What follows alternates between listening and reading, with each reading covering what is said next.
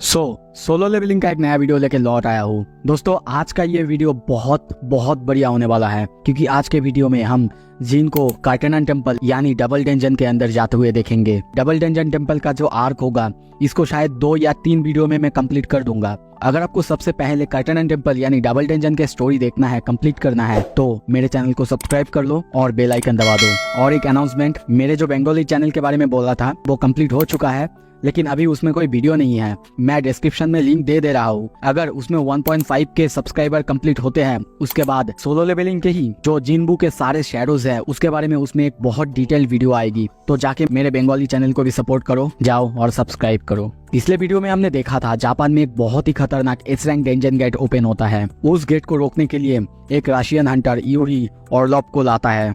अब आगे यूरी ऑर्लोव को देखते हैं। वो कहता है मुझे 3.6 बिलियन चाहिए और ये होता है 10 मिलियन ए डे, और ये पूरे 1 साल के लिए चाहिए। मुझे हायर करो और मैं तुम्हारी कंट्री, तुम लोगों को बचाऊंगा। वो हंटर बहुत ज्यादा चौंक जाता है और कहता है क्या, रुको, 10 मिलियन पर डे कैसे कह सकते हो तुम? यूरी कहता है हाँ, 3.6 बिलियन फॉर 1 ईयर तुम्हारी कंट्री बच जाएगा। मैं 3.6 ट्रिलियन के लिए नहीं बोल रहा हूँ जितना कि थॉमस आंद्रे चार्ज करता। तभी देखते हैं उसके पीछे 2 जो हंटर थे, वो बंदा कहने लगता है केन, रशियन लैंग्वेज आता है? पता है ये बंदा क्या कह रहा है? केन कहती है मुझे पता तो नहीं है, जितना देख के लग रहा है ये अच्छा तो कुछ नहीं बोल रहा है। यूरी हंसते हुए कहता है तुम्हें लगता है अब तुम्हारे पास कोई चॉइस है? तुम्हें तो मेरी पैर में पड़ के मुझसे माफी मांगना चाहिए, मेरे बूट्स को लीक करना चाहिए। ये सुन के वो हंटर कहता है तुम्हारा कॉन्फिडेंस कुछ ज्यादा नहीं हो रहा है? यूरी फिर कहता है ऑफ कोर्स कॉन्फिडेंस तो होगा ही, क्योंकि मेरा पावर्स मैं सबसे ज्यादा बेनिफिशियल हूँगा। कम से कम तुम्हारे पीछे उन दोनों से तो अच्छा ही। ये सुनकर उन दोनों को भी गुस्सा आता है। वो गुस्से में उसकी तरफ आगे बढ़ते हुए जाते हैं, पर तभी देखते हैं उन पर कुछ बैरियर मैजिक का यूज करता है और कहता है अगर तुम सच में इतना ज्यादा ही पावरफुल हो तो वहां पे 1 इंच आगे बढ़ के दिखाओ। वो दोनों बाहर से 1 इंच भी आगे नहीं बढ़ पा रहे हैं, वहीं पे स्टक हो चुके हैं। वो दोनों सोचने लगते हैं क्या वो सच में इतना ज्यादा स्ट्रांग है? हम लोग तो एस रैंक हंटर्स हैं, फिर भी वो हमें ऐसे रोक सकता है, पर कैसे? और लोग हंसते हुए कहता है मैं ऐसे ही गेट्स को ब्लॉक करूंगा और तुमको बचाऊंगा। तो फिर मेरा ऑफर तुमको कैसा लग रहा है? वो बंदा कहता है थैंक यू अपना एबिलिटीज दिखाने के लिए, हाउएवर मेरे पास इतने पैसे नहीं है, मुझे गवर्नमेंट से पूछना होगा। क्या मैं एक कॉल करके आ सकता हूँ?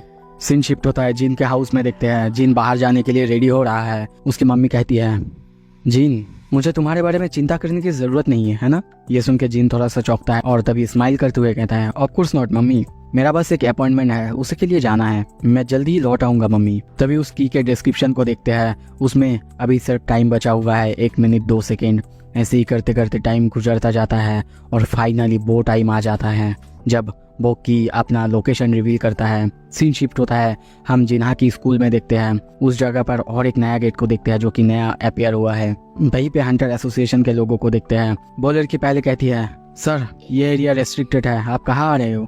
और तभी जिन अपना चेहरा दिखाता है। वो बंदी कहती है सर जिनबू। जिन कहता है ये गेट कितने देर से खुला हुआ है? वो कहती है 3 दिन सर, 3 दिन। ये सुन के जिन बहुत ज्यादा चौंकते हुए सोचने लगता है नहीं, क्रैप, सिस्टम ने मेरे साथ खेल दिया है। उसने मुझे बताया था गेट का लोकेशन कहाँ है, ये मुझे 3 दिन में रिवील करेगा, पर ये नहीं बताया कि गेट कब अपीयर होगा। सच में मुझे विश्वास नहीं हो रहा है, 3 दिन ऑलरेडी गुजर चुका है। पर वो बंदी कहती है सर ये गेट तो प्रोबेबली सी रैंक का गेट है, ये इतना हाई रैंक भी नहीं है, आप क्यों यहाँ पे आए हैं? तभी जिन आगे जाते हुए कहता है क्या कोई हंटर्स का ग्रुप वहाँ पे गए हैं? वो बंदी कहती है हाँ सर, लगभग 2 घंटे पहले। ये सुन के जिन सीरियस होकर कहता है जल्दी से जल्दी सबको हेल्प के लिए बुलाओ, इस रेड को जल्दी कैंसिल कराओ। पर उसे ये सब बिल्कुल समझ में नहीं आ रहा था। वो कहती है सर मानामीटर के हिसाब से ये तो बस सी रैंक का गेट है। पर जिन उसकी बात नहीं सुनता, आगे जाने लगता है और कहता है अगर हमने उन्हें नहीं रोका तो उनमें से कोई भी नहीं बच पाएगा, सब कोई मारे जाएंगे। और ये कहते हुए वो आगे जाता है। वो लड़की कहती है क्यों आप ऐसा कर रहे हैं सर, क्यों आप ऐसा बोल रहे हैं? मुझे कुछ तो बताइए यहाँ पे क्या चल रहा है? जिन जाते जाते कहता है एक्सप्लेन करने के लिए टाइम नहीं है। सीन शिफ्ट होता है डंजन के अंदर। देखते हैं बहुत सारे हंटर्स उसी दरवाजे के सामने खड़ा हुआ है जिस दरवाजे के अंदर डबल डंजन है। वो लोग बहुत कोशिश के बाद भी उस दरवाजे को नहीं खोल पा रहे हैं। तभी उनके पीछे से आवाज आता है ये एक ट्रैप है। इतना जोर से उसकी आवाज सुन के सारे हंटर्स चौंक जाते हैं, वो डर जाते हैं। वो लोग चिल्ला के कहते हैं तुम कौन हो? जिन कहता है मैं कोई ऐसा जो कि इस डबल डंजन से बच के गया था। पर तभी उनमें से कुछ हंटर्स उसे पहचान लेते हैं और कहते हैं हे क्या वो संग जिनबू है ना? हाँ तुमने सही कहा, वो तो संग जिनबू है, पर वो यहाँ पे क्या कर रहा है? जिन कहता है तुम्हारे सामने एक टेरिबल डेंजर्स है, यहाँ से मैं संभालता हूँ, तुम लोग वापस जाओ। वो दरवाजे के सामने चला जाता है, दरवाजे के सामने देखता है कि वो लॉक है, सामने वहाँ पे एक की होल था। उसको नोटिस मिलता है की का यूज करो, और वो की का यूज करते ही दरवाजा खोल जाता है। ये देख के बहुत सारे हंटर्स को विश्वास नहीं होते, क्योंकि वो लोग इतने कोशिश के बाद भी इस दरवाजे को नहीं खोल पा रहे थे, पर ये आके एक ही बार में खोल देता है। पर तभी पीछे से एक बंदा कहता है मिस्टर संग, हमने इस डेंजन का एंट्री परमिट लिया है, तो मुझे नहीं लगता कि आपके पास कोई राइट है हमें ये बताने के लिए कि हमें चले जाना चाहिए। ये सुन के जिन कहता है हाँ वो तो ठीक ही कह रहा है, एस रैंक हंटर होने का मतलब ये नहीं मैं हर किसी को ऑर्डर देता फिरूं। तभी कहता है ठीक है, मैं तुम्हें रोकूंगा नहीं, कोई भी जिसे भी इच्छा हो वो अंदर जा सकता है। उसका ये बात सुन के वो हंटर को देखते हैं, वो आगे जाने लगता है, पर जब दरवाजे को पास करता है तभी नोटिस आता है कोई ऐसा है जिसके पास टेम्पल का की नहीं है, वो गेट के अंदर आया है। तभी गेट को गार्ड करने वाला मूर्ति को देखते हैं, वो अपना एक्स वहाँ पे बहुत ही स्पीड से मारता है। जिन किसी तरीके से उस हंटर को खींच लेता है और दूर फेंक देता है, और तभी पीछे देखते हुए कहता है कि अब भी तुम्हें अंदर जाना है? सब कोई सुनो, मैं चाहता हूँ कि तुम सब इस डबल डेंजन से बाहर निकल जाओ और एसोसिएशन से कांटेक्ट करो, उन्हें कहो कि एक डबल डेंजन आ चुका है। ये कहते हुए वो उस गेट के अंदर एंटर करता है, और उसके एंटर करते ही दरवाजा बंद हो जाता है। कुछ देर बाद हम देखते हैं उस डेंजन के अंदर सारे के सारे लाइटें वैसे ही जल जाते हैं जैसे कि पहली बार जब वो लोग आए थे। जिन पूरे डेंजन को एक बार फिर से अच्छे से देखता है और मन में सोचने लगता है ये वही जगह है जहाँ से सब कुछ की शुरुआत हुई थी। फाइनली मैं यहाँ पे वापस आ चुका हूँ, अब सब कुछ अलग है, पहले से तो बिल्कुल अलग। और इन सारे मूर्तियों की तरफ देखते हुए मैं समझ पा रहा हूँ कि ये जो सारे स्टैचूज हैं ये सब कोई भी बीस्ट या फिर कोई भी लिविंग बींग्स नहीं है, बस एक पपेट है, पर एक बींग जो कि माना रेडिएट कर रहा है। सो तुम हो यहाँ के कंट्रोलर। वो मूर्ति कुछ भी नहीं कहता, चुपचाप रहता है। जिन फिर से कहता है क्या अब भी तुम चुप रहोगे? क्या तुम्हें नहीं लगता तुमको अभी मुझे कुछ जवाब देने की जरूरत है? वो उसी मूर्ति के सामने खड़ा हुआ है जिसके पास टैबलेट था, और तभी देखते हैं वो हिलता है, उसकी तरफ देखते हुए बहुत ही क्रीपी सा स्माइल देते हुए कहता है तो फाइनली तुम इतने दूर तक आ चुके हो। सीन शिफ्ट होता है, जापान के एयरपोर्ट में देखते हैं सारे के सारे फोटोग्राफर्स यूरी का फोटो ले रहे हैं और उससे सवाल करने लगते हैं यूरी सर आप कैसे गेट को ब्लॉक करेंगे? यूरी कहता है वही सेम स्ट्रेटजी से जैसे मैं नॉर्मली करता हूँ, मैं एक सर्कल बनाऊंगा और उसमें माना पोर करूंगा, ये बहुत इजी है, और उस गेट के अंदर जो भी होगा बाहर नहीं आ पाएगा। पर वो लोग कहते हैं क्या सर सच में आप एक एस रैंक के गेट को ऐसे ही रोक सकते हैं? वो कहता है नॉर्मली मैं कहता हूँ नहीं कर पाता, उसके लिए मुझे बहुत सारे माना क्रिस्टल चाहिए होंगे, मेरे जो मैजिक सर्कल्स होंगे वो वहां से माना को खींचेंगे और अपना ताकत बढ़ाते रहेंगे, और ऐसे ही करके हम लोग गेट को ब्लॉक करेंगे। तो बेसिकली मैं तुम्हारी जिंदगी बचाने वाला हूँ, ये याद रखना, मुझे याद रखना। मिस्टर बो को देखते हैं, वो भी टीवी पर ये सब देख रहा था और कहने लगता है आई एम नॉट श्योर कि वो ये सब कर पाएगा कि नहीं, पर इतना जरूर जानता हूँ कि फेल होने पे क्या होगा। तभी पीछे देखते हुए कहता है संग जिनबू वो अब क्या कर रहा है? मिस्टर बू जिनचुल कहता है सर वो तो एक रेड पर है, और आजिन गिल ने रिक्वेस्ट की है कि हम उन्हें सारे के सारे गेट्स पर रेड करने की परमिशन दे दे, पर सर वहाँ के एरिया को तो फेम गिल्ड, टाइगर गिल्ड और फाइन गिल्ड संभाल रहे हैं, इसमें थोड़ा सा प्रॉब्लम हो सकता है। ये सुन के मिस्टर को हंसते हुए कहता है तो वो अकेला इतना ज्यादा स्ट्रॉन्ग है, एक पूरी मेजर गिल्ड को तक टक्कर दे रहा है, कितना ज्यादा अमेजिंग है। कुछ देर बाद मिस्टर गो मीटिंग के लिए चले जाते हैं, और उनके जाने के बाद मिस्टर बू के पास एक कॉल आता है और वहाँ पे उन्हें बताया जाता है कि सर हमें रिपोर्ट मिली है, वही स्कूल जहाँ पे कुछ दिन पहले एक गेट ओपन हुआ था वहाँ पे और एक गेट अपीयर हुआ है सर। सिर्फ इतना ही नहीं, ये डबल डेंजन है। ये सुन के मिस्टर बू जिनचुल बहुत ज्यादा चौंकता है और कहता है क्या डबल डेंजन? जवाब आता है, कहता है सर इतना ही नहीं, संग जिनबू वो उस डबल डेंजन के अंदर एंटर कर चुका है। सीन शिफ्ट होता है, हम फिर से डेंजन के अंदर देखते हैं वो मूर्ति अब हिलने लगता है, और तभी देखते हैं वो अपना बहुत सारा पंख खोलता है और जिन के सामने खड़ा हो जाता है। उसके हाथ में जो टैबलेट था वो उसे एक ही बार में तोड़ते हुए कहता है आई सी तुम आखिरकार इतने दूर तक आ चुके हो। जिन उसे कहता है वो जो स्लैब तुम्हारे हाथ में था उसे तोड़ना ठीक था, या फिर उसमें जितने सारे कमेंटमेंट्स लिखे हुए थे, रूल्स लिखे हुए थे, उसका सच में कोई मतलब नहीं था? वो कहता है नहीं ऐसा बिल्कुल नहीं है, उनकी ज़रूरत बिल्कुल थी, पर अब उनकी और ज़रूरत नहीं है। जिन कहता है क्या तुम ही हो वो जिसने मुझे यहाँ पे बुलाया है? वो मूर्ति हंसते हुए कहता है हाँ मैं ही हूँ। ये सुन के जिन और ज्यादा सीरियस होता है और पूछता है तो फिर तुम क्या हो, एक मैजिक बीस्ट? वो मूर्ति कहता है तुम गलत सवाल पूछ रहे हो। तुम्हें ये नहीं पूछना चाहिए कि मैं कौन हूँ, तुम्हें ये पूछना चाहिए तुम कौन हो। और तभी वो क्लैप करना शुरू करता है और उसके क्लैप करते ही सारे के सारे मूर्ति हिलने लगते हैं, जिन की तरफ आगे बढ़ने लगते हैं। और वो कहता है अब शुरू होता है तुम्हारा फाइनल टेस्ट। अगर तुम एंड तक इस टेस्ट में खड़े उतरे और जिंदा रहे, मैं तुम्हारे सवालों का जवाब दे दूंगा। सारे के सारे मूर्ति इस जिन की तरफ आगे बढ़ रहे हैं। जिन तभी कहता है आ जाओ, पर तभी वो मूर्ति स्नैप करता है और कहता है ये काम नहीं करने वाला, इस टेस्ट में कोई भी चीटिंग अलाउ नहीं किया जाएगा। और तभी उसे नोटिस मिलता है फाइनल टेस्ट में इस स्किल का यूज नहीं किया जाएगा। वो मूर्ति फिर कहता है मैं सिर्फ ये देखना चाहता हूँ तुम क्या कर सकते हो, मुझे कोई परवाह नहीं तुम्हारे सर्वेंट्स क्या करते हैं, क्या कर सकते हैं। जिन पूरी तरह से चौंक जाता है। उसको और एक नोटिस मिलता है जहाँ पे लिखा हुआ था तुम्हारे पास अब कोई अथॉरिटी नहीं, तुम कोई भी पोशन को परचेस नहीं कर सकते, कोई भी आइटम को खरीद नहीं सकते शॉप से, यहाँ तक कि तुम वेस्ट रिवॉर्ड का यूज नहीं कर सकते, लेवल अप रिवॉर्ड्स का यूज नहीं कर सकते और स्टेटस रिकवरी भी नहीं कर सकते। और तुम इस रूम से तब तक नहीं हिल सकते जब तक तुम्हारा फाइनल टेस्ट कंप्लीट ना हो जाए। जिन पूरी तरह से हैरान है और सोचने लगता है तो सब कुछ ऐसे शुरू होगा, मुझे कभी ऐसा लगा ही नहीं था। मेरे हाथ में जितने सारे कार्ड्स होंगे वो सब कुछ ऐसे ही यूजलेस निकलेंगे। तभी देखते हैं एक मूर्ति अपना तलवार से बहुत ही स्पीड से जिन पर हमला करता है, पर जिन उसकी तरफ देखते हुए कहता है वेल मैं अभी भी अपना इन्वेंट्री का यूज कर सकता हूँ, तो मैं अब इन सबको सिर्फ अपनी ताकत की मदद से हराऊंगा। वो उस मूर्ति की इतनी बड़ी तलवार को एक ही बार में अपने हाथ से पकड़ लेता है और वहीं पे उस तलवार को तोड़ देता है और टूटा हुआ हिस्सा से उसी मूर्ति के फेस पे मारता है। ऐसे ही करते करते जिन एक एक करके सारे मूर्ति इसको मारता जा रहा है। और तभी और एक मूर्ति आता है जो कि अपने बो एंड एरो से उस पर हमला करता है। जिन उसके हमलों को भी डॉज करता है और उसके एरो को एक ही बार में 2 टुकड़ों में काट देता है और उस मूर्ति को वहीं पे खत्म कर देता है। और लड़ते हुए सोचने लगता है दैट्स राइट, मैं इसी मोमेंट का वेट कर रहा था। नहीं सिर्फ इतना ही नहीं, मैं इस मोमेंट के लिए जी रहा था। वो मेन मूर्ति उसे देखते हुए कहता है तुम सच में अपने सिर्फ इस ह्यूमन बॉडी के साथ बहुत दूर आ चुके हो, बहुत कुछ तुमने अचीव कर लिया है। आई एम ट्रूली इम्प्रेस्ड, तुम कितना ज़्यादा ताकतवर हो चुके हो। जिन उन सारे मूर्ति पर हमला किए जा रहा था, उनको मारते जा रहा था और सोच रहा है हर एक मूर्ति बहुत बहुत ज़्यादा पावरफुल है। पहले तो मैं उनकी हमले को देख ही नहीं पाता था, पर अब मैं इन्हें देख सकता हूँ, तो मैं ज़रूर कर सकता हूँ, मैं इन्हें मार सकता हूँ। वो मूर्ति उसे ऐसे लड़ते हुए देख के फिर से कहता है सच में तुम्हारा ग्रोथ देख के मैं इम्प्रेस हुआ हूँ, पर अभी भी इस टेस्ट को ख़त्म होने के लिए बहुत बहुत टाइम है। तभी जिन पीछे देखते हुए थोड़ा सा चौंकता है, हैरान होता है, डर जाता है, क्योंकि हम फिर से उसी मूर्ति जिससे सब कुछ शुरू हुआ था उसी को उठते हुए देखते हैं।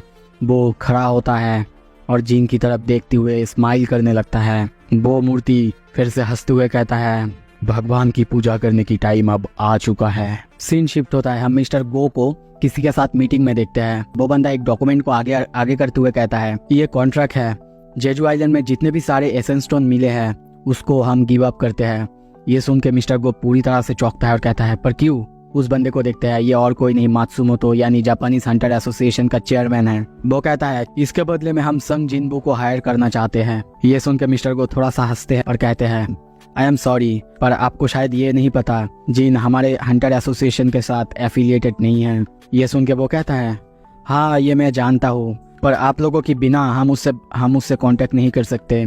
हम बस ये चाहते हैं कि आप उसे हमारे बारे में बोले, बस हम उससे नेगोशिएट करना चाहते हैं। मिस्टर गो सोचने लगता है मुझे विश्वास नहीं हो रहा है, वो इतना सारा एसेंस स्टोन, इतना सब कुछ छोड़ने के लिए तैयार है सिर्फ उससे बात करने के लिए। नॉर्मली देखो तो ये बुरा ऑफर नहीं है और जिनवू का परफॉर्मेंस सच में उनके लिए भी ये अच्छा है। तभी कहता है मैं चाहता हूँ कि तुम अपने इंटरप्रेटर्स को बाहर ले जाओ, मैं अकेले में तुमसे बात करना चाहता हूँ। ये सुन के मात्सुमो तो पूरी तरह से चौंकता है और कहता है क्या आप जापानीज जानते हैं? वो हंसते हुए कहता है हाँ, क्योंकि मेरे फादर जो थे उनके जापान में एक स्मॉल बिजनेस हुआ करता था जब मैं छोटा था। मिस्टर को कंटिन्यू करते हुए कहता है मिस्टर मात्सुमोतो, अगर ये आपका कोई फिर से ट्रिक हुआ, आपको फिर से सजेस्ट करता हूँ कि आप यहीं पे रुक जाए। ये सुन के मात्सुमोतो कहता है, क्या कहने की कोशिश कर रहे हैं आप? मिस्टर गो कहता है, मैंने सुना ब्लेड किल ने आपके साथ सारा रिश्ता तोड़ दिया है। ये सुन के वो कहता है, क्या क्या कह रहे हैं आप? आपको कैसे पता? मिस्टर गो कहते हैं, ये बहुत ज्यादा नॉर्मल नहीं है। वो लोग हंटर एसोसिएशन से कोई मदद नहीं ले रहे हैं। जितने भी सब्सिडीज हैं वो सब जापानीज गवर्नमेंट से ले रहे हैं। और जो ब्लेड किल था, जब तक वो तो यूजी था तब तक आपके हाथ में था, सब कुछ आपके हाथ में था, पर उसके जाते ही पूरी तरह से बिखर गया। और मैं इतना भी जानता हूँ कि अब जापान में पावर स्ट्रगल चल रहे हैं। ये सब बातें सुन के मात्सुमोतो की हालत बहुत ज्यादा खराब हो जाता है। मिस्टर गो कहते हैं, अगर ये गेट प्रॉपर तरीके से ब्लॉक नहीं हुआ तो इसकी पूरी रिस्पॉन्सिबिलिटी आप पर जाएगा मात्सुमोतो। और ये सब कुछ किसके वजह से हुआ? आपके वजह से। पूरा जापान में सब हंटर, सारे गिल्ड्स के बीच ऐसे दिक्कतें आ रहा है, वो भी आपके वजह से। पता है आपके रिसीवर में एक कैमरा फीट है जो कि गोतो के टीम को बिलोंग करता है। तभी उन्हें बहुत ज्यादा गुस्सा आता है और वो कहता है कि आपको सच में लगा ये मुझे पता नहीं चलेगा? उसको इतने गुस्से में देख के मात्सुमोतो की पूरी तरह से फट चुका है, वो डर चुका है। मिस्टर गो कंटिन्यू करते हुए कहता है, क्या लगता है आपको किस टाइम पे आए हैं आप? ये सबसे बुरा टाइम है एसेंस स्टोन को लेके नेगोशिएशन करने का। और अगर इसके बारे में जापान को पता चला, जापान के पब्लिक को पता चला, सारे के सारे रिस्पॉन्सिबिलिटी आपके कंधों पे आ जाएगा। आपके इन साजिशों के बारे में सबको पता चल जाएगा। और तभी देखते गुस्से में वो उस फोन को ही तोड़ देता है। और सिर्फ इतना ही नहीं, फोन के साथ साथ उस टेबल तक को तोड़ देता है। उसको इतने ज्यादा गुस्से में देख के मात्सुमोतो पूरी तरह से डर चुका है। मिस्टर गो कंटिन्यू करते हुए कहता है, मैं इतना भी ज्यादा क्रूर नहीं हूँ कि मैं इस बारे में सबको बता दूं, पर इतना बता सकता हूँ, इस सब के लिए आपको मिस्टर संग जिनबू को थैंक यू कहना चाहिए। सीन शिफ्ट होता है, जिन को देखते हैं, वो अभी भी उन सारे मूर्ति से लड़ रहा है।